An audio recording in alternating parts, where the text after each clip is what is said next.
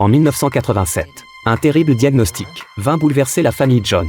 Déjà dans la précarité, leur fils aîné Jacques venait d'apprendre qu'il était atteint d'un cancer du cerveau en phase terminale. Les allers-retours incessants à l'hôpital pour les traitements et la distance considérable à parcourir éprouvaient terriblement le jeune garçon. Sa mère, le cœur brisé devant ses souffrances, décida de louer un logement à proximité de l'hôpital. Après de longues recherches, elle finit par dénicher une maison abordable et qui semblait parfaitement convenir. À un détail près, ce lieu dissimulait un passé sombre que personne ne souhaitait évoquer. La mère hésita longuement, mais le lendemain, en voyant son fils torturé par la douleur, elle prit sa décision, fit demi-tour et signa le bail dans la nuit même, sans se douter que ce choix allait faire basculer leur vie dans un cauchemar.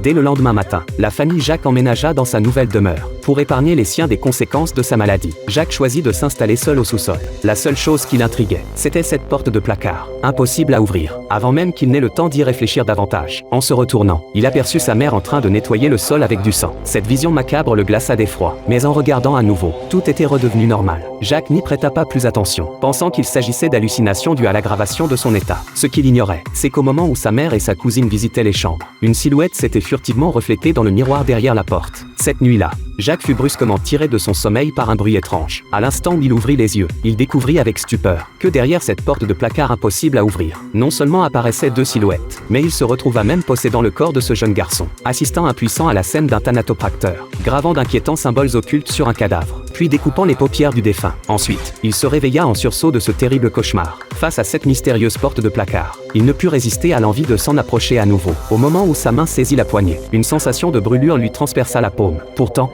en examinant la blessure sur la main de Jacques, le médecin déclara avec détachement qu'une dermatite de contact était également un effet secondaire courant du traitement, puis lui demanda s'il souffrait d'hallucinations auditives ou visuelles. Pour ne pas inquiéter sa mère, Jacques préféra garder le silence. Mais ce qu'il n'avait pas anticipé, c'est que cette nuit-là même, l'étrange phénomène se reproduisit. La porte du placard s'ouvrit toute seule. Persuadé qu'il s'agissait encore d'une hallucination, il s'y aventura dans un demi-sommeil. Ce n'est que le lendemain, lorsque John vint le chercher avec son petit frère, qu'ils découvrirent avec stupéfaction que la porte était réellement ouverte, et qu'il y avait même quelque chose à l'intérieur, des bocaux remplis de formol, toutes sortes d'instruments chirurgicaux, ainsi qu'un four crématoire glacial. John comprit instantanément, et entraîna immédiatement sa femme à l'écart, lui reprochant de lui avoir caché la vérité. Son épouse répondit qu'elle n'avait pas eu le choix. Elle savait parfaitement que cet endroit avait autrefois abrité un funérarium, mais pour leur fils, cela lui importait peu. Elle ne pouvait pas se permettre d'être difficile. John ne put la contredire. Il dut accepter la réalité. Après en avoir discuté ensemble, ils décidèrent de tout révéler aux enfants.